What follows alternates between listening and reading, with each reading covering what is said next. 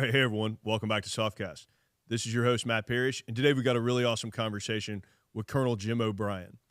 Jim's a Green Beret's Green Beret. He's known he wanted to be a commando since he was 8 years old, and all the way through West Point and through his time in the infantry, he ultimately knew he wanted to end up on a Special Forces team. Now, throughout his career, he had a really interesting opportunity to work with a lot of different partner nations in a lot of different areas of responsibility. He also had the unique opportunity to be the commanding officer of the Special Forces Qualification Course. And it's interesting to listen to his perspective shift across his career. So I know you're really going to enjoy this episode of SOFcast.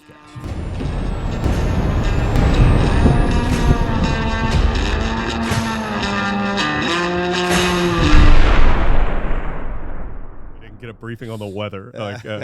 Believe me, you don't know anything. Secrets. Yeah, I don't know anything that you don't know right now. Don't worry.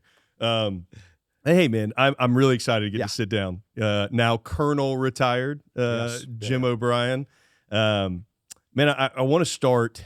One of the interesting things we got to do recently that we were talking about as we started was, I was honored to help MC your retirement. Yeah. And at your no, of course, man, I was honored to do it, and it was really. I love those ceremonies when it's an opportunity to learn about. Even though you and I served together, we're on the parachute team together. We served here in the headquarters together. We didn't serve together back in the day, like on teams and whatever else. And, we were kind of cross paths in 7th group, but we weren't directly together in a lot of places. And so it was interesting hearing some of the things, right? But one of the things that rung through your ceremony was like, this guy wanted to be a commando from the time he was like knee high, right? Just knew that. So where's that come from? Like, talk to me about where did you feel like that kind of call from service and playing Army matriculated into, hey, I'm going to West Point. Okay, all those great things. question. First of all, thanks for having me here. Of course. The SOFcast is an incredibly powerful vehicle to share, our most powerful resource, which is our people. So thank you. But yeah, everyone has their own origin story, how they kind of got here. And I knew I wanted to be a commando ever since I was 8 years old. That's all I've ever wanted to do. It's all I ever wanted to be. I would go in the backwoods, hit the trees with wooden swords, play cowboys and Indians, where sometimes I was the cowboy, sometimes I was the Indian, sometimes I was both. So it was a really blessed and really idyllic childhood, where I was just able to be outside. My family had a long military line. Both my paternal grandfathers, my uncle, my dad, my stepdad, 'cause my dad passed away when I was 8 years old. And then now my 2 sons are both infantry officers right now. So it's really, it's kind of part of our family's DNA.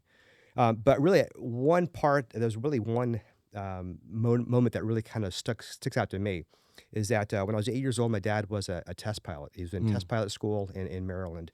And for an Army guy to go to a Navy test pilot school, it was, I think, only like 5 guys a year get to go. That's awesome. I don't know if it's the same right now. Yeah. But it's a year-long course. And then afterwards, he was going to graduate and then go into the NASA program to be an astronaut. As an 8-year-old kid, you have no idea what this is. You just know your dad's cool, and so. But one day he had an accident and he died. So I opened the door. A man in green, another man in black with a white collar. And I looked at him. I immediately knew, and I'm like, "Hey, Mom, it's for you." So that was kind of a watershed moment in my childhood where I kind of had to not necessarily grow up faster, but kind of understand that life is temporary. So focus on the big things, not the small things. And for me, the big things was, family, faith, and then myself, as far as getting myself ready to be in a position of responsibility. So that was kind of a watershed moment where it clicked, and like, that's what I want to do. And I want to serve my country. Everyone in my family is a pilot, but me. But I had a calling where I loved the woods. And then growing up in Maine, once again, very fortunate. I mean, I grew up skiing, mountain biking, windsurfing, surfing, hiking, climbing. Beautiful country. It's absolutely wonderful. And then the opportunities in Maine are mostly, rural.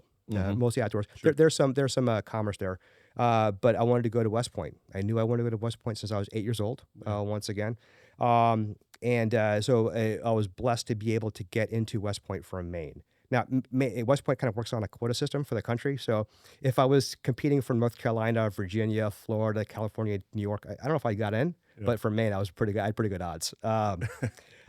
So going into the academy there, it was a really great experience because I got to be around other people who were better than me. They were better than me in every respect. They were faster, stronger, smarter, more creative, and I was just inspired by my peers, which was and I had some great instructors too. And that's kind of a leadership laboratory where you get to be a leader, and you get to figure out what kind of your leadership style is. You know, so my son went to West Point, my other son went to Citadel, and they were talking about leadership in the school, both schools. And I said, hey, listen, guys, the academy is like Monopoly. Right? It's your leadership roles you have there. It's all Monopoly money. It doesn't mean anything in the real world, but it's great practice. Yeah. You know, so it was a great place for me to figure out that my strength wasn't in aeronautical engineering. My strength wasn't in the hard sciences. My strength was in people. You know, I like talking to people. I like being around people. I like solving people problems. I like being part of a small group of exceptional individuals that make you better. And I didn't realize that's what special operations was at the time, but I knew that's where I felt the best. So going through my commissioning into the infantry, I deployed to Germany at the time in the mid to late 90s. The only kind of game in town was the Balkans. You know, that was the sound of the guns. That's where I marched towards, to Bosnia and Kosovo. And in Bosnia, I got to see some phenomenal leaders, you know, General David Grange, Frank Kearney, and some other really motivational leaders that walk the walk. And I got to see international cooperation. I got to see international special operations as a second lieutenant, which is phenomenal. Yeah. And then in Kosovo, I was a scout platoon leader, where I was pretty much a mayor of a town, which was a phenomenal responsibility for at the time, a first lieutenant. But then I had a 10th group team come. And Chief Kelly was the warrant officer. I don't know where he is now, but man, what a phenomenal ODA that was. And that was the first moment where, like, I saw a Special Forces team. I saw who they were. I saw what they were doing. I saw how they treated each other. I saw their overall professionalism. And I said, that's it. That's what I want to be. And I didn't know, I didn't have the words. I knew I wanted to be a commando, but I didn't want to tell anyone. You know, because I wasn't quite sure where that fit into my path. But when I saw that 10th group team, I said, that's it. That's where I belong. Yeah, that's incredible. It's I like to say, like, the best recruiter is a well-functioning SOF team out in the wilderness, right? Because everybody who's around and working with them is like, how do I get to do, you know? And it's not even that necessarily it's a cooler mission sometimes. It's just, you see the professionalism, you see the way that people are able, like you said, that guys are treated, that they're respected, all those things. And it's funny how many guys and gals that I've had in that seat, you know, during this podcast are like, yeah, I was somewhere and I saw this team and I was like, that's what I want to do. You know, I hope General Fenton is that way, right? Like, he was, absolutely. When he was a young buck, he saw a team and was like, I don't know who they are, but that's what I want to go do. And it was an SF team, and he was like, that's what I want to go do. Yeah, right? same with Shane Shorter. Yeah, same story. But yeah, I saw how they treated each other. Yeah. I saw how people treated them, as far as not as far as accolades or special permissions. I saw that when they spoke, people listened. Yeah, because they had truth to power. They spoke what they saw, and it was unfiltered but professional.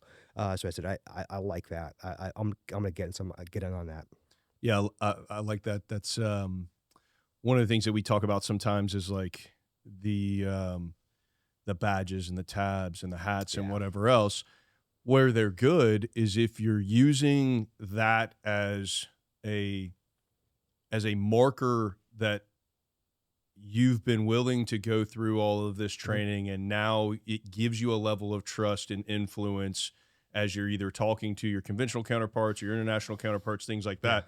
Like, in that way, I think those things are good. Now, if you're using it, you know, to just walk around and peacock, like, okay, that's a different story. Yeah. But, you know, there's a level to some of that is good, right? That if you walk in and it gives you a trust factor. Like I think back to mutual teammate of ours. He was my team sergeant, but he was one of your senior deltas, Matt Barrick, who's he could walk in and get a trust level because he was massive. Yeah. But also, as he walked in as an SF guy, there was an immediate trust level of like, all right, we should probably listen to this guy. And until you break that, you have a trust. I'm thinking of our trip to Afghanistan. We walk into the conventional talk and try to influence like battle space owner. And he was the best at it because not only was he massive, but he was a genius. Yeah. And you walk in and immediately they're like, all right, let's listen to the SF guy. And then as he talks, they're like, okay, yep, let's keep listening to the SF guy. And so that's where, some of the times, some of that mystique and things like that can be, kind of used in the wrong manner. But I think a lot of times if a team is functioning well and they are going and doing the right thing, then people being drawn and wanting to listen not only helps us get the mission done, but also recruits others later to come and join our ranks, which is great. And Matt, you're right. He walks by and he blots the sun out. I mean, he's an absolutely enormous human being. But on that team I was on him with, he was our junior medic, junior 18 Delta. He was the best shooter. He was the best commo guy. He was the best demo guy. He was the best. It was just incredible. And he had a unique ability of putting complex thoughts and ideas into common speak. And I would always see him win people over as soon as he starts talking, because you're right, he's absolutely brilliant. But Matt's just he's unique in our force, but he's also that is our force. Right. Our force is multi-talented. Our force is diverse, and what they can bring to the fight with our conventional partners, our foreign partners, but also our conventional forces in the U.S. military is, a common sense solution to their problems. So Matt was exceptional at it. What's interesting is, for you having seen that team and then going to SFAS and like knowing sort of what your goal was is a little bit different than like, even for me, like I had never seen like a well-functioning team when I went through, right? It was aspirational. Like I had read books, seen whatever picked up whatever, this was before all these podcasts and Instagram and whatever else, but you had seen like, hey, this is how this job works. Yeah. In international or cooperation and competition at the time. Talk to me about when you actually end up saying like, yep, putting in my pocket, I'm going to selection. How was your process of getting into SOF and then ultimately like earning the Green Beret? Great question. It's funny because my oldest son just put an SF packet in. He's going to go at the later on. I felt very secure about my decision. Sure. So for me, it wasn't if I make it or not. It's when I make it. Sure. I had a determination that this is where I belong, and this is where I will be. So the process of the Q course is great because one, I went through it. Second, I had the wonderful opportunity to be in charge of it. And now I'm going through it as a father and also mentor to some other kids too going through it. Yeah, that's awesome. So I kind of see it from the graybeard side of it. You're not really crotchety enough to be one of the guys that stands up as the second generation. You got to get a little crotchier before he graduates the Q course. I know, so you can grow up. They always do the like, hey, stand up if you're if one of your if you're an SF guy or a ranger and your folks are here. So you got to get that big hat and everything and get crotchety. But no, it's amazing to see it from those different angles. You've had a really cool, and I want to get to your time for sure, as a commander out there at SWCC, being in charge of the Q course, because then you're taking a whole different lens on stewardship of the profession. It's not like, hey, I'm mentoring my element. It's like I am in charge of all Green Berets who are going to, and you have about 7 bosses breathing down your neck every day. 7 bosses and a million old crotchety SF guys that every time you change something are not happy about it. Right? And a lot of help. It was. Well, let's talk about it. We'll jump back into service afterwards. You end up after serving on an ODA, after all those things. Let's talk about it now because I think it's interesting. You get into SF. You lead teams, you lead elements, you lead company, you go back over there, and now you're in charge of the Q course. Yeah. What's that lens like? fast forwarding from seeing yourself as one of those Q course kids Yeah. to all of a sudden like, oh man, I got to run this whole joint. Yeah, it was interesting because in the Q course, I wasn't a exceptional performer. I was moderate. Yeah. It was really fun because when you're a cadre there, you can go through and look at your student files. Yeah, I've always wanted to, I want to bribe somebody at SWIC just to pull my file and be like, yep, I was just as big a dirtbag as I thought I was. Yeah. Like, I got that counseling statement. I earned that one. Yep. Yeah, I ate that one. Yeah, that's true. Yep, fair enough. So, see my counseling packet, I was, my goal was to get to a team. Yeah. And then when you're on a team, no one cares how long it took you to get there. Yeah. No one cares if you went straight through. No one cares if you recycled. No one cares if you got dropped and came back. All they care is that you're there. So as a student, I just took the next step, the next step, the next step. If you focus on the step in front of you, then the larger picture will take care of itself. And in the Q course, that was absolutely true for me. And now as the commander of it, it was a different lens because you have the tactical, operational, strategic level of war. We're all kind of used to that. Once you get, in our business to about the 15 years in service mark, then you start to realize there's a fourth level of war no one talks about, the corporate level of war. Yeah. Where it's the institutional priorities is to keep the organization moving forward. Because in every deployment I've been on, every combat operation, whether it's operational combat, it's always the same. The enemy wants to kill you. Yeah, we want to kill them. That's the enemy. But about 80% of my bandwidth was always friendly forces 2 levels higher.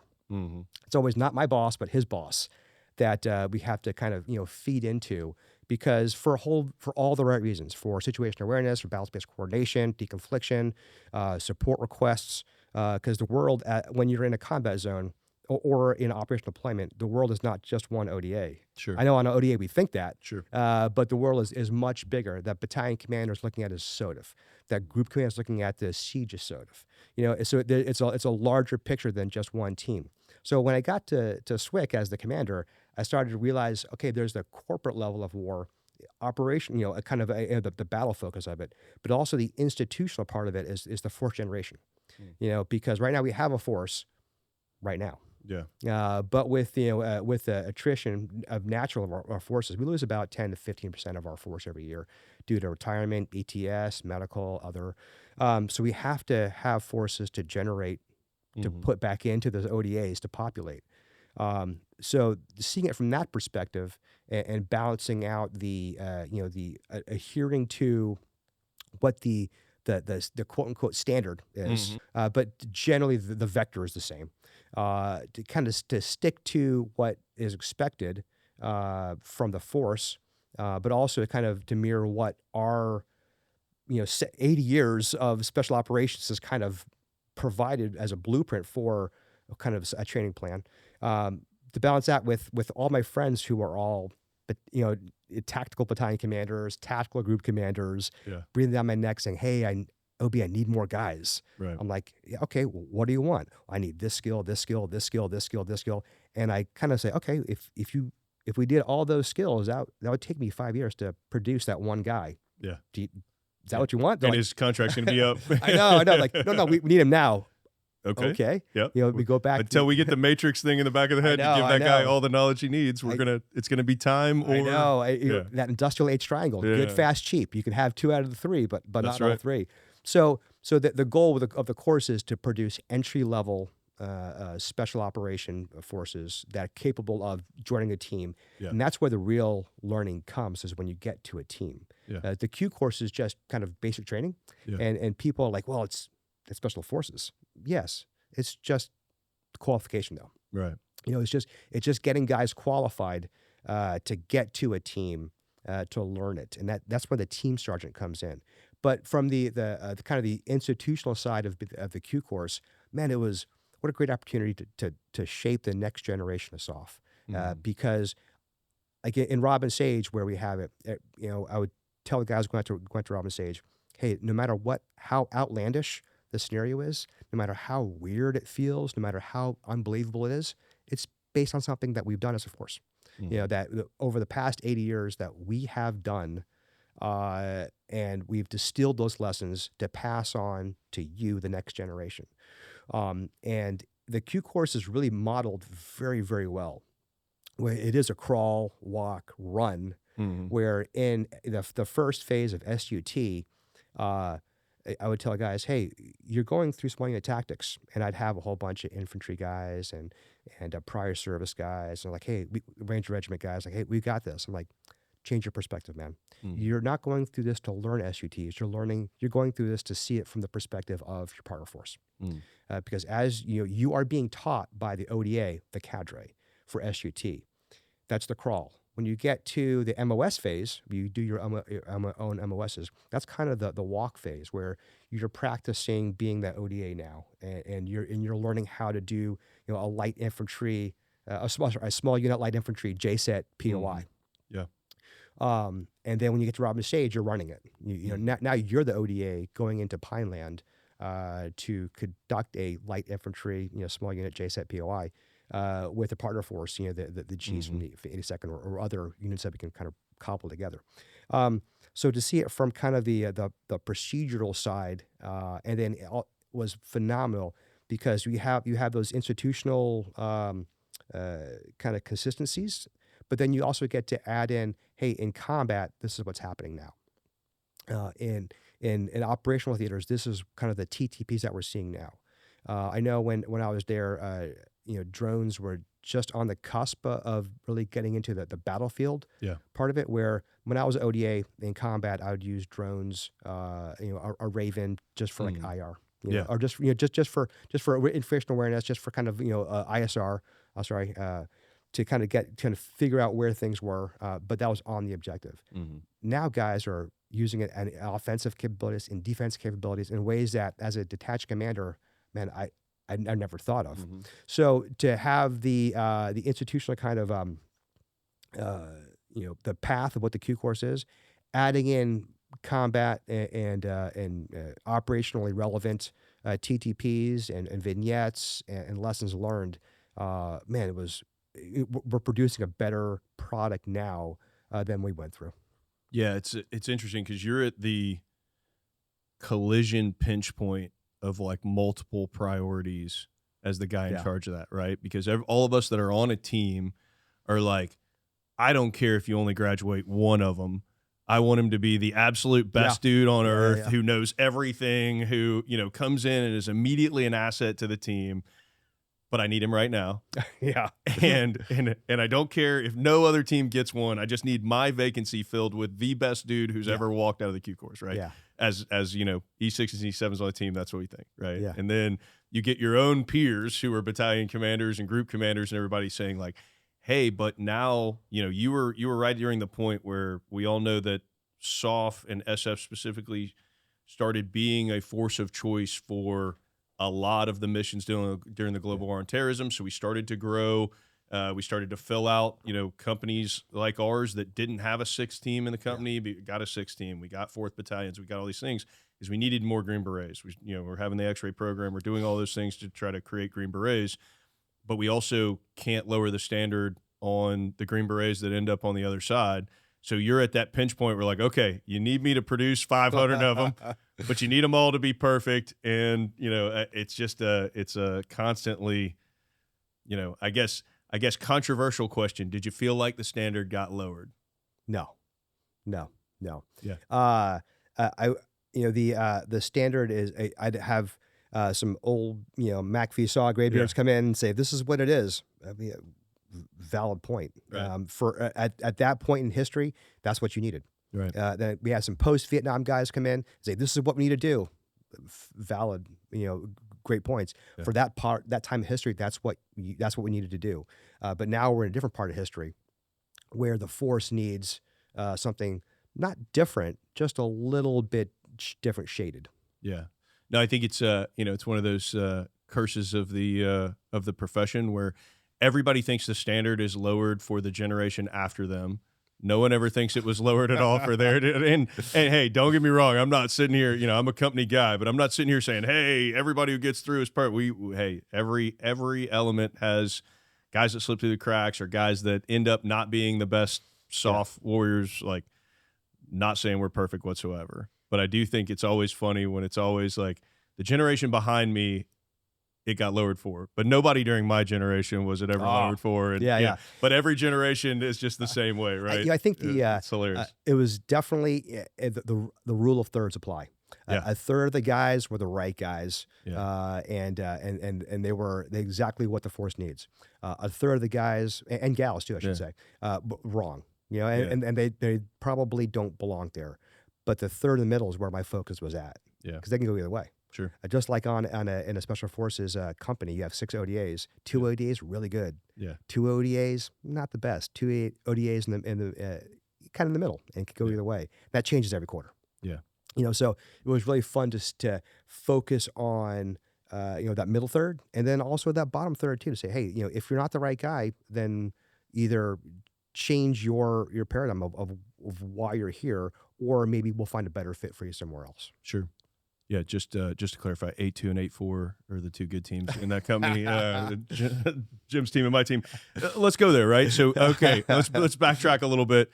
You've been wanting to be a commando since you were 8 years old. You go to West Point, you go to the infantry, you get an opportunity to see these things, you go through the Q course. Talk to me about finally becoming a Green Beret, and the interesting difference between us is like I got to come in as the 21-year-old dumbass E5 that was like, hey man, just happy you're here to sweep the floor and take out the trash. You walk in and you're the commander of that team. Completely different expectations. A lot of expectations. So talk to me about coming in. I always, I'm a NCO, so I always like to give my officer counterparts crap, but I recognize that that's a much harder role to come into as a new Green Beret to say, hey, group of SF dudes who's been doing this, I'm in charge now. Like, let's go do this. Right? It is one of the joys of our profession. Is that leadership opportunity, and it's not about you as a team leader or officer.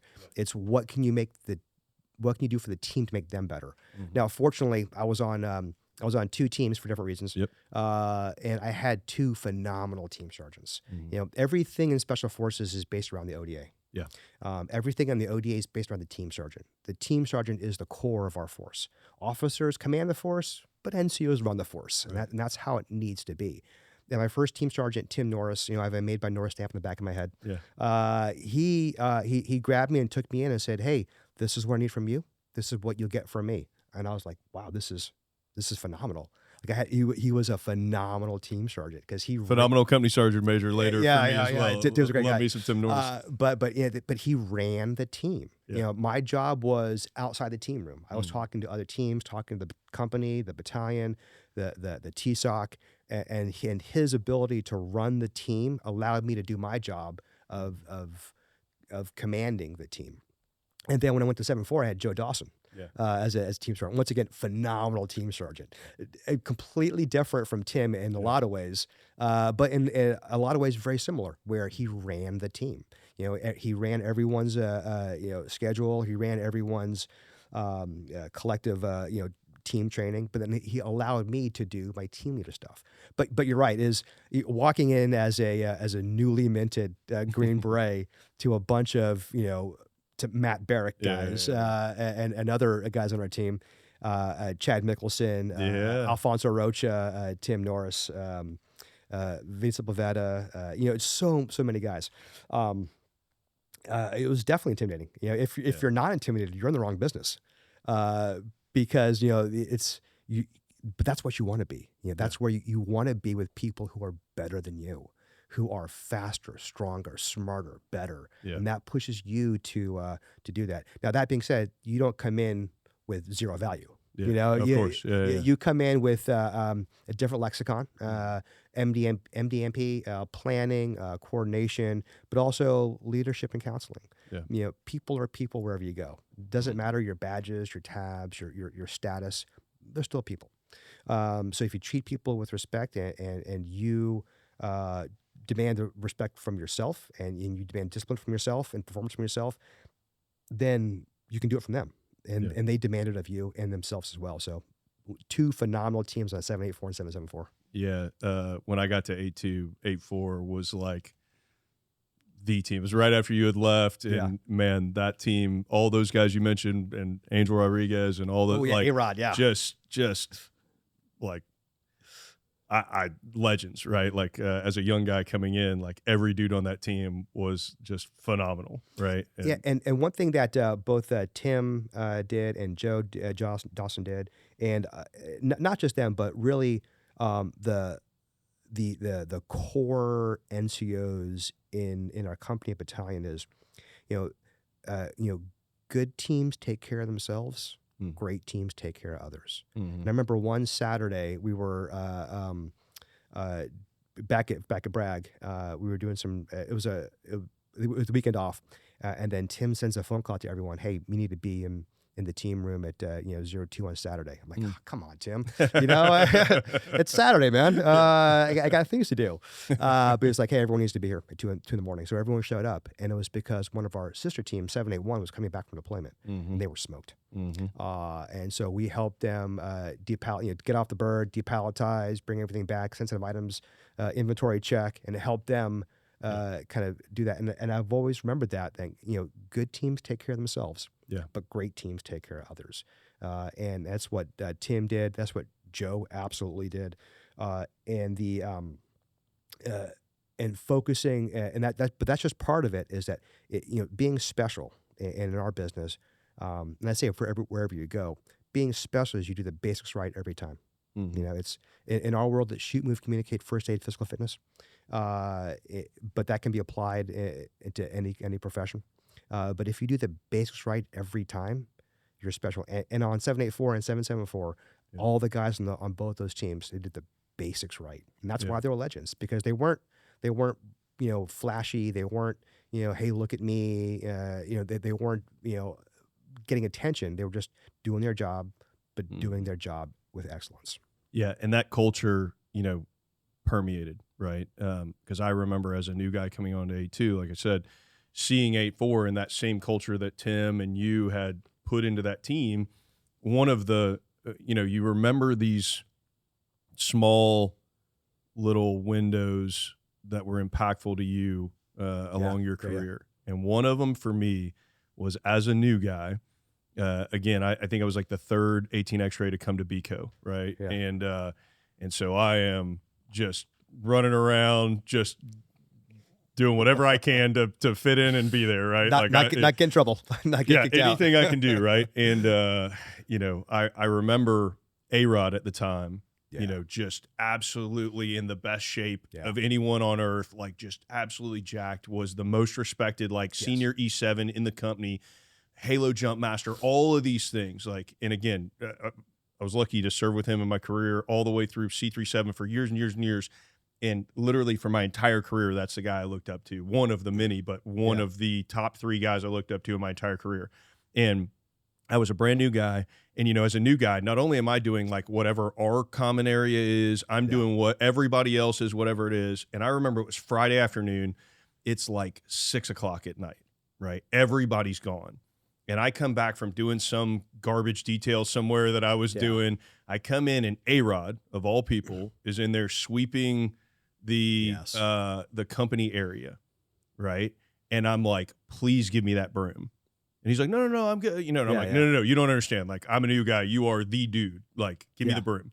And I was like, what are you doing here at 6 o'clock sweeping? And, he's just like the most humble, great dude on earth. He has zero like, ego. Yeah, zero ego whatsoever. Yeah. And he's like, oh, I was doing our common area, and I noticed that, and I don't remember what team it was, but they didn't do their common area, and I know they were at the range all week, and I know whatever, so I'm just knocking it out for them. And I'm like, holy, and that's such a simple, stupid thing, but it stuck with me forever, because I'm like, if that dude if we had an OML, like, company roster of, like, who's the best SF dude in the company, A-Rod's either number 1 or he's top for sure. 2 or 3. Yeah. Technical competence, excellent. He is phenomenal at everything he touches, but his superpower is he has zero ego. He puts everyone else 100%. First. So the All Blacks, there's a book about him. Leader sweep the floors, and he personifies that, and so does. But there's so many NCOs, officers, warrant officers, so many soldiers in our force that do it that every day. Yeah, they're not looking for credit. They're not looking for anything that benefits them, they're genuinely putting themselves second. And yeah, A-Rod is one of my most favorite special operations guys. He did that. I mean, he was the same way when he was a CW 2 and 3 and like always that same way. But I remember it was pivotal to me, like those tiny little things. Yeah. That like A, if he wouldn't have done that, nobody would have known. B, if he would have done that and nobody else saw him, nobody would have known. Yeah. And like all of these different things, but he knew it was the right thing to do, and he was just trying to take care, like you said, good teams take care of themselves, great teams take care of each other and others. That's all he was doing, right? It was another team. He's like, hey, man, I know Monday morning people are going to walk in here, and if this common area is not swept, it's going to be a big deal. Like, I'm just going to knock it out. 6 o'clock on a Friday. And to him, it wasn't. It wasn't. He doesn't remember that at all, right? That was he probably did it every Friday, and I just happened to walk into him once. You know, that's just the way that guy is, and was just phenomenal. He treats everyone with respect, and his competence, professionalism. You get that from him, and you're like, well, this is. I want to be like him. I was going to say the best guys are the guys that you're like, I just want to be like him. Like, so even though I was, his team leader, man, he was my hero. Yeah. Him, here. Matt Barrick, Jorge Venegas, all these guys. I'm like, I want to be like these guys. It was still, First Lieutenant O'Brien in Kosovo looking at Chief Kelly, like, I want to be like him. Yeah. So that's one of the magic of our force is that even though you quote unquote made it, you're always being assessed. But even though you're there, you're like, no, I need to earn it every day. I need to earn it, whether it's in garrison, whether it's on an operational deployment, whether it's in combat, because you don't want to let your mates down. Every day you want to earn the privilege of being on that team and being around guys like A-Rod. Yeah, 100%. You have an interesting lens on two things I want to get to. One, international cooperation and working together with our partners has been a thread throughout your entire career, right? And that is by virtue of being an SF guy, we get to work with foreign and partner nations, I should say. But you got to do it even before you came in. When you're in the Balkans and in Kosovo. But then throughout your career, you got a lot of opportunities, ultimately ending up here at J3 International and working directly with some of our special operations liaison officers and all those things. Talk to me about that role of kind of international cooperation and working together with partner nations throughout the different phases of your career. Oh, that's absolutely great question. And I think about this quite a bit. And I don't know if I've done anything in my career, whether it's the commissioning process, as an infantry officer, even as a special operations officer, I've done almost nothing unilateral as far as nation. Everything's been international to some degree at some point. Either have an international student that's assigned to a course, or I'm working by with and through a partner force, or I'm in the J3 either as a training education division chief, as the deputy J3, or as a J3I division director, with our partners to achieve common goals, either interoperability, to coordinate crisis response actions, but everything has been with a partner force or a partner element or some international flavor to it. So for me, I'm like, of course. Like to me, it's second nature. To have a Aussie, a Brit, Colombian, an Egyptian, a Thai officer, an Aussie, a Japanese, it's just part of our force. So I'm always like, well, why? What's so surprising? Because to me, it's just how it's always been, and there's so much benefit to it, because when we deploy to a country, we might be deploying, but we're going to their home. Like when we go, to combat zones, with, like one of my, when I was with 7-4 in Iraq, we were on one objective, and we had a couple of squirters, guys who left the objective and ran away. So we were kind of chasing them down. And then when I'm with my partner force, the Iraqi Hilla SWAT, and as we're going through, where the pass of the squirters were, I was with myself, and I think I had one more guy with me, and then we had a couple Hilla SWAT guys, and we were following this path. And we come across this field, and then there was a older gentleman there. He must have been in his hundreds, you know. Yeah. You know, he was older than dirt. Yeah. And we're like, at first I was like, okay, trying to assess the situation, and then my our Hill SWAT guy starts talking to him. And then he through the interpreter talks to me, and I'm like, hey, did you see the guy that came through here? Yeah. And he's like, Sadie, he's been here for his entire life. Yeah. He's never left this plot. He knows every blade of grass by name. Yeah. Of course he knows he came through here. He went that way, you know. So but it's we're going to their home. So why would you not capitalize on their knowledge of the land, their knowledge of the people, and their ability to see things that we, as U.S. soldiers, might not necessarily be tuned into. Yeah, absolutely. Well, you mentioned it in that story. You and I both got an opportunity on different tours to do a really cool international cooperation mission, which was to be a partner force with the El Salvadorians on an Iraq deployment. Yeah. Right. Yeah, so you get kind of layers of it. And I got an opportunity to do the same thing with the Czechs in Afghanistan. It's like a whole nother, now we're a multilateral force, and plus our our local, you're getting your own coalition at the ODA level, which is really interesting. Talk to me about kind of hey, I'm rapping with this guy, this commander in El Salvador in Spanish, and now we're talking to the Hill SWAT, and we're going and doing missions together. It starts really becoming Green Beret mission. So at the time, the El Salvador battalion commander, he was a second lieutenant back in El Salvador during the conflict. Yeah. So he was taught by an ODA, the PAT teams at the time. So he saw it. He was the recipient of Green Beret teaching, which was phenomenal. So now fast forward to 2005, he was battalion commander, and he was like, hey, listen, this isn't my first counterinsurgency. Oh, okay. Fair enough. Let me listen to this one. And he's like, hey, at daytime, we train the Iraqi army. And then you help us train the Iraqi army. At nighttime, you and Hill SWAT, you do counterterrorism missions. And so he's like, you have to have both. Otherwise, if you don't have one or the other, it fails. So him having that perspective that he was taught by our 7th Group brothers in the PAT teams back in the 80s, carrying that over to Iraq, you're like, wow, this is really, it was very, very mature, nuanced, and comprehensive. So talking to the El Salvadorians in Spanish, and then talking to the Hill SWAT guys, you pick up a little bit Arabic at the time, but you still have interpreters. But it was really fun to kind of manage not just the SF mission, in the SF mission, right? But just in general. I remember one story. I think at the time, John Casey was MNFI commander. Yeah. He came down because he wanted it. Because at the time, El Salvador was the only the Spanish at the time they left, so they were the only Latino or Latin coalition partner. And there was the debate in El Salvador at the time was, hey, should we contribute to this multinational force in Iraq again, or not? Yeah. Because it is it's a war.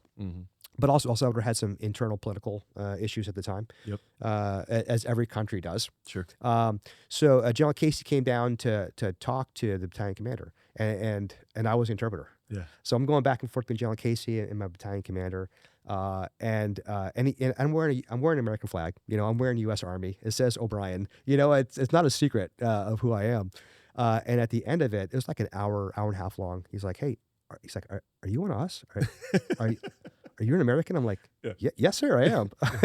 So he was like, oh man, but that kind of speaks to the chameleon nature of our business. That's perfect. Man, I was the conduit, not just for the Americans to the El Salvadorians, but I was also able to represent the El Salvadorians to the U.S. Yeah. That was the real crux of our mission, was to represent the El Salvadorians, look out for their interests. We had a vehicle accident with the IED, or a vehicle accident roll-up. I'm sorry, and then we airlifted the El Salvadorians to the medical hospital, saved their lives, and they were like, "Hey, man, this is Yeah, you shoot, El Salvador's like, hey, you showed us that you take care of us, and we'll stay and take care of you. Yeah. And the El Salvadorians, they're they're such great fighters. Mm. They're humble, like A-Rod, no ego. Yeah. They just wanted to get the job done. Because in 2005, the IEDs was was a big threat. And then the American response was, well, everything needs to be up armored. Like we need to have up armored Humvees, up armored, undercarriages. Everything needs to be buttoned up, which saves lives, absolutely. But here you have the El Salvadorians and light skin Humvees, 2x4, like a plywood as a roof with their 249 automatic machine gun, zip strip to the roof. They're like, hey, let's go. You're like, man, this is great because they just cared about doing the mission. Yeah. We had the opportunity. I think it was 2 rotations after yours. I think was when 8-2 went over there and did that mission. Yeah. And it was slightly different because El Salvador had kind of switched out and done more of like logistical convoy troops. And so, but we were still doing very similar missions on that. And I had the honor of the president of El Salvador came over. Oh, very cool. And didn't bring a huge PSD. And so they were like, hey, we need an ODA to do PSD for him. And I think I was like 23 or something. I'm like, hey, look at me. I'm pulling security. I was like close security for a president of a nation. But it was an awesome, like, not only had we already been ingratiated with our El Salvadorian compadres, but then it was like, hey, man, you guys are willing to guard our president. Yeah. And it was a very cool, like, kind of interaction. And they trusted you. Yeah, exactly. President, exactly. Which was phenomenal. As a young dude at the time, it was like, oh, this is like, I don't know. It was just like one of those things where like, oh, this is not your average, Tuesday. Yeah. Right? Yeah. That's the president of El Salvador right there. It's very cool. And to your point, like, man, listen, I love all of our partners. Got it. I love the Central American partners, man. They're just hard as nails. Just want to go get after it. Guatemala, El Salvador, all this places. Peru, Colombia. Man, great stuff, right? So then, as you continue, part of the reason I asked that question as far as international competition and cooperation and all those things is because I think there's especially after the global war on terrorism, where there's all these cool guy videos of all of us running around doing DA and CT and all these things. I think sometimes folks lose focus that, like, hey, when we talk about competition, all the way from the ambassador's office all the way up through an actual shooting war, like, SOF is built for that. This is not like something where now, okay, global war on terrorism's over, we got to shutter all these crazy direct action guys because we got to build a new force for like competition and international cooperation. Like, no, actually that's the main part of a lot of our mission set. We were needed to do more direct action and CT and things like that because of the way the wars kind of turned out. Yeah. But I think there's a misconception from outside of the community sometimes that, like, we were just doing all these things unilaterally. And there's a few elements that are doing some things unilaterally, but by and large, almost all of us were partnered up either directly on objectives or in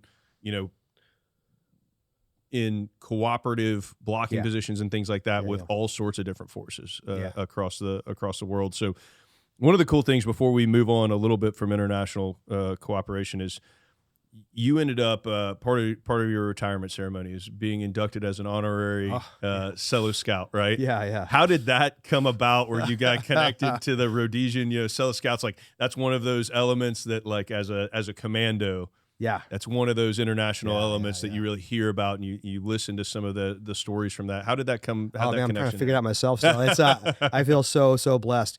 It's we as Americans, we don't have the monopoly on exceptionalism. Sure. It's a lot of our partners have been doing this a long time, and they really have done a great job of it too. So when I growing up as a young commando, you always look at history to kind of figure out what those lessons learned are, so we can apply them to today and tomorrow. And the Salute Scouts in the Rhodesian Bush War is definitely one of those pieces of our special operations history that's really unique. Now, they had different authorities because they were in existential crisis for national identity. So their authorities were a little bit broader. But what they were able to do, and through not just pseudo operations, but for their fire force operations, their tracking operations, their training, and really UW operations, really, really, really phenomenal. And I talk about everything that we've done in the GWOT, in the Global War on Terror. I can line and block chart it to something the Salute Scouts did. Whether it's using aerial envelopment, drones, whether it's using disguises, counterterrorism, counter-espionage, or espionage. It's really, really phenomenal to read them and go, oh yeah, they did that. Phenomenal organization, phenomenal authorities, but more importantly, phenomenal execution. Of going into cross-border operations, disguised as other forces, and really changing the battlefield. So when I was here in SOCOM, I was in the J3 in a small program. I needed a guest speaker for something, and I was going through some books, and then one of my mentors, Mike Warburton, was like, he kind of tuned me up to more about the region because he's from the area of the world. And I saw this guy named Tim Bax, and I thought, hey, I'll cold call Tim Bax, thinking he was in England or Australia or somewhere in South Africa or Kenya. See if he's interested in coming to be a guest speaker. And so I called him up. He's like, I'd love to be a guest speaker. I'm like, great, where are you at? He's like, oh, I'm over in Sebring. like an hour. Like that's a lot better commute. I'm like an hour and a half away. I can afford that. I'll come pick you up. So I asked him if he would come, and he very graciously did. He gave a speech on it, and mind you, he didn't. Everyone in the room was wearing civilian clothes. He just kind of knew that we were special operations guys from SOCOM, and he was like, hey, much like us going through the Q course, us getting to our first team, it's intimidating. And he was like, hey, did I do a good job? I'm like, Tim, you knocked it out of the park, like we're lucky to have you, not the other way around. But since then, I've been so blessed to have a friendship with him. And we were able to, when I was in charge of the Q course, we were able to bring some Salute Scouts over to the Q course to talk about their operations, to bring them out to Robin Sage, Camp McCall, with my counterpart Seth Wheeler. And we were able to do a lot of stuff and incorporate them and have the students kind of learn from history, and learn from it. And so with that, I was able to go to South Africa and be a guest speaker at their 50th anniversary, which was, it's like a kid walking around heroes. Like I'd have guys come up to me and say, hey, I'm so-and-so, I'm Ant White, or I'm this person. I'm like, I know who you are. Like I've read all your books. Very cool. Like I've seen your pictures. I know who you are, everything you've done. And they were really amazed that anyone cared, and that they have a legacy. So to be able to talk to them about that, about the impacts of what they did on the current force, not just the U.S. but global. Because it really, special operations is special operations wherever you go in the world. McRaven's book Spec Ops is a phenomenal example of the vignettes of that. To say, hey, no, you guys are absolutely relevant, have absolute value, and the lessons the hard lessons you learned are still being applied, maybe in a different shape or form, but those core principles are still there. It was really powerful. So when I was talking to them, they said, hey, we want to induct you to the Salute Scout Regimental Association. I was floored, absolutely floored. Like I don't deserve this. But I'll do my best to live up to it. So it was really, really phenomenal. To be a part of guys that are my heroes. Yeah, it's interesting, like you said, that they were floored that somebody cared. But there's a uniting, like obviously, as we talk, we're American SOF guys. Like we care about American interests, in every place that we're going and all those things. But there's a united brotherhood of commandos across, because you get to interact and do training together, or you get to look up the history of some of the special operations raids and different things that are done all the way back through history. And there's a uniting warrior spirit and brotherhood that is a thread that goes through that. There's natural, when we have SOF week in, a few weeks or whatever it is, it'd be a bunch of international SOF guys and gals there that, you have a kinship with, that, again, back to the cooperation and kind of global competition, that, hey, these are teammates that I can count on if we are either going to go to their country or we're going to go to a third country or whatever. Like there is a united bond that I know that they are just as bought in to the ideas of freedom and all of these interests that we're looking to, to safeguard around the world. I know that they're just as bought in, and I know that they're wired tight. And to your point, like there were some of the most impactful points in like things like fieldcraft and bushcraft and things like that. We're learning from others, like going to Colombia and going to their jungle school and saying like, hey, teach me how to survive in the jungle. Oh, yeah. And then I got a chance to do that, and then go to we were able to actually like bring in an Indian who lived in the rainforest and spend a week with him and like teach us how you do it. Yeah. And learning from those things, pretty incredible. But that's where we get that cooperation and competition. Yeah, because what I've definitely found, to your point, with our international SOF brotherhood, is that we're all the same people. Yeah. Just maybe different uniform, Yeah. different culture, different time, but we're all the same. It's the same 8-year-old kid who wants to go out and play cowboys and Indians in the woods, where sometimes they're the cowboys, sometimes they're the Indians, sometimes they're both. And it's really it's that core value of wanting to serve, put others first, but be around exceptional human beings who make you better. Mm-hmm. Let's talk family a little bit. So family, incredibly important to you, as we've known each other, and as as you said, faith and family, incredibly important. Now you've got sons in the Brotherhood.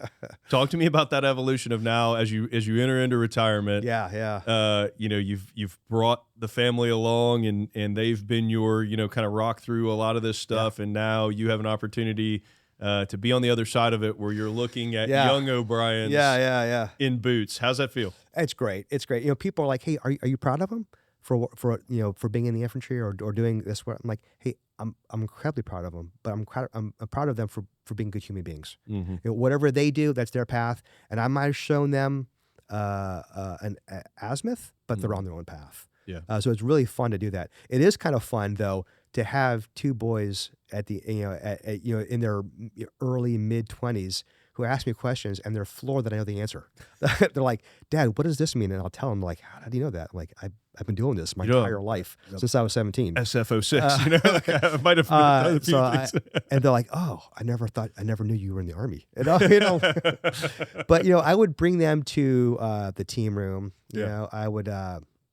One of my favorite stories is when I was a company commander of 5th Group. I brought them up there, and then I went to Ken Wainwright and Chuck Unch's team room. Mm-hmm. Brought the boys there. I had to go talk to, I think, the battalion commander or some other nonsense, some other thing to do. So I left the boys there, and when I came back, they were duct taped to some swivel chairs in the middle of the team room and getting spun around, and all the guys are shooting Nerf darts at them. I'm like, good training. Good training. Good training. Like, hey, they got iPro on, they're good. But I would bring them to work. I'd bring them to. I'd have them be up for on objectives. That's awesome. So that I'd have, they'd be dressed in camo, and they'd get stitched up with sim munitions.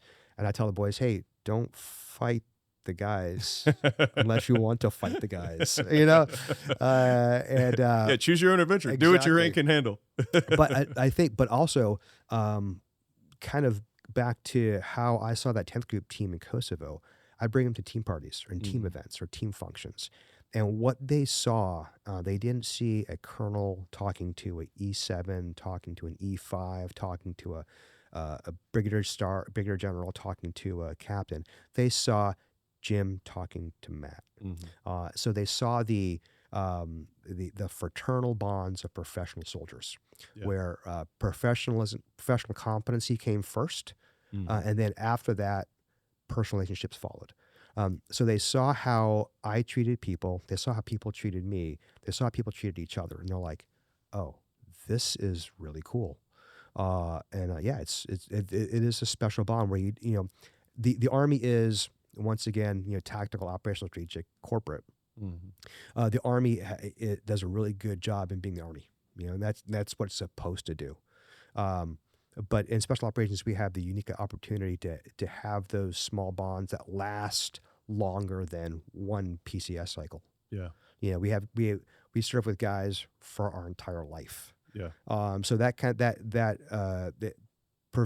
provides a vehicle to have those professional and personal bonds. So I think the team parties, Mm-hmm. bringing my boys to Gil Ferguson's change of command, talking to him in the backyard for his reception, bringing the kids to change command events, or just sometimes even memorial services, Mm-hmm. so they understand the price of our business. The boys are like, hey, this is what we want to do. Now I have a 8-year-old son. And my wife's like, no, he is my boy, baby boy. do not let him go down your path. I'm like, hey, he'll pick his own path. Yeah. Whatever it is, just like with my 2 older boys, whatever path they pick, I'm fine with, long as they're good human beings. Yeah. But it is fun to kind of have them being in the Army and them asking me, asking questions about, hey, what does GRTC mean? Hey, I'm having this leadership problem with my battalion commander in S3. How do I work this out? My company commander says this, but I want to do that. And so I'm like, well, and I'll give them, COAs, COA 1, 2, and 3, and the pros and cons, and hey, what do you think you need to do? Yeah. And so it's really, really rewarding. Yeah, it's what a resource to have Colonel O'Brien instead of just Dad. But it's hard to tap in. I coach my 7-year-old in baseball, and one of the kids on the team, his dad was a former major leaguer, right? And I'm out. I'm the head coach. I'm not anywhere close to the major leagues, right? And there's times where I'm like, hey, Xavier's his name. Coach Xavier will be saying something, and like kid's not paying attention. I'm like, hey man, you might want to pay attention. Guy played in the major leagues. He's probably giving you some good advice. And that's kind of the same.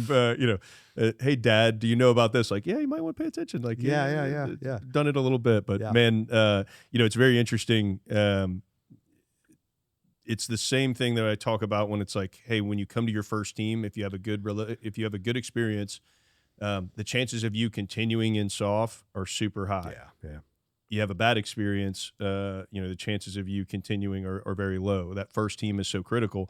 I think in the same for like multi-generation service members, and in your case in SOF for multi-generations, I think the proof is in the pudding to what they saw by them choosing that. It is validating. Yeah. It wasn't you like pushing it to them. It's like, hey, they saw, to your point, exactly what you saw in that 10th group team. They're like, that's where I want to be. Those are the types of people I want to be around. That's the level of respect and like professional warrior brotherhood that I want to join. And that's pretty amazing. But even with our spouses, it's just like the team sergeant is the core of the team, which is the core of SF. Our spouse is the core of the family.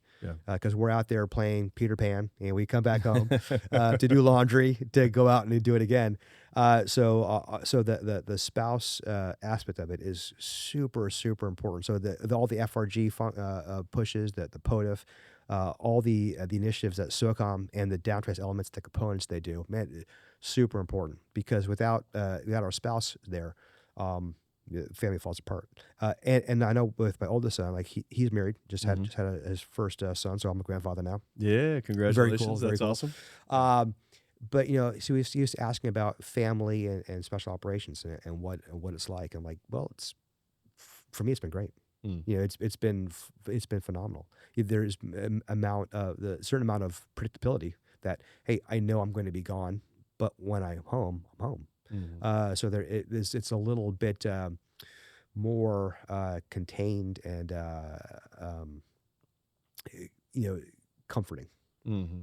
There's there's a ton of variability in what you do, but there's less variability in necessarily like units and things that you're constantly just getting pulled to, right? Because you kind of, once you're in the community, there's only a certain amount of places that you're going to end up sort of being in there. So you see all the same people. That helps a little bit. Yeah, it's huge. It's huge. It helps a little bit. Well, Obi, I really appreciate the time, brother. It's been great to catch up with you and be able to walk through, like I said at the beginning, you have a really unique lens of having worked cooperatively both with our international partners, but also coming in and out of, of SOF and being in charge of the Q course and all those things. And it's really interesting to kind of pick your brain for a little while. And I really appreciate the time, and I appreciate you joining us. Well, thank you. I appreciate the opportunity to share the story, but also I appreciate the opportunity to be a commando, to work with these phenomenal men and women in our force who every day do the hard things and make it look easy, and they do the basics right every time. So the opportunity to serve alongside them, man, has been the absolute professional highlight of my life. Absolutely. Well, thanks, brother. Thanks for joining us on SOFcast. Thank you. All right. I hope you enjoyed this episode of SOFcast. No matter where you find our show, do us a favor, go give us a like, a follow, and share it with somebody in your network who might enjoy this episode. Also, please go give us a 5-star review. It really does help other people find the show. If there's someone else that you'd like to hear from or a topic you'd like to hear about, please shoot us an email, sofcast@socom.mil.